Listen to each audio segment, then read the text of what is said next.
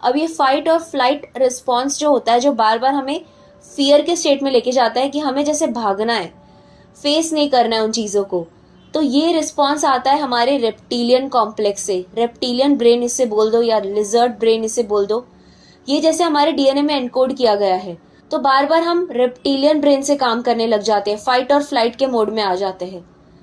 तो reptilian brain इस तरह से बिल्ट किया गया है जैसे हम बार बार फियर के स्टेट में रहे, और मेजॉरिटी जो पॉपुलेशन भी है वो रेप्टिलियन ब्रेन से ही काम कर रही है। आप ऑलरेडी जानते होंगे कि हमारे 3 ब्रेन्स होते हैं। एक होता है हमारा रेप्टिलियन ब्रेन जो बार बार हमें सर्वाइवल मोड में लेके जाता है, बार बार हमें फियर के स्टेट में लेके जाता है। और दूसरा होता है हमारा लिम्बिक ब्रेन, इसको मैमेलियन ब्रेन भी बोला जाता है। ये हमारा इमोशनल सेंटर होता है।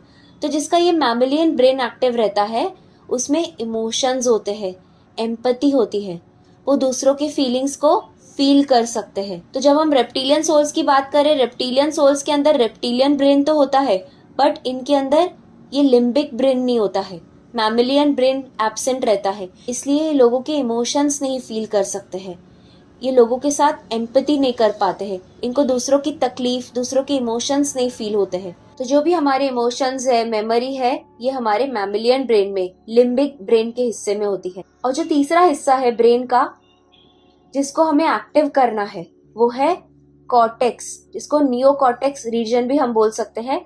जब भी हम फोकस्ड के साथ अपने लाइफ में कुछ काम कर रहे हैं, सेल्फ कंट्रोल रख रहे हैं, कंपैशन रख रहे हैं, फ्री विल से काम कर रहे हैं, जजमेंट कर पा रहे हैं, ये हमारे लिए सही है, ये हमारे लिए गलत है, प्लानिंग कर रहे हैं, थिंकिंग यूज कर रहे हैं, अपने थॉट पैटर्न्स यूज कर रहे हैं, तो ये वो रीजन है, ये वो हिस्सा है हमारे ब्रेन का जो हमें एक्टिवेट करना है।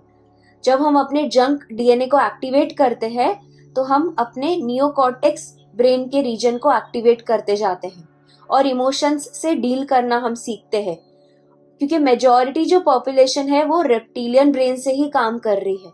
तो इसलिए फियर के स्टेट से हमें बाहर निकलना जरूरी है, क्योंकि जब हम फियर के स्टेट में होते हैं हम अपने रेप्टिलियन ब्रेन में बार बार जाते हैं। तो इसलिए रेप्टिलियन ब्रेन के कंट्रोल में नहीं रहकर हमें अपने ब्रेन के ऊपरी हिस्से को एक्टिवेट करना है, नियोकॉर्टेक्स रीजन को एक्टिवेट करना है, और जिससे हम स्पिरिचुअल सेल्फ को अपने जानते हैं, हम अपने स्पिरिचुअल सेल्फ से काम कर सकते हैं, अपने हायर सेल्फ से कनेक्ट कर सकते हैं।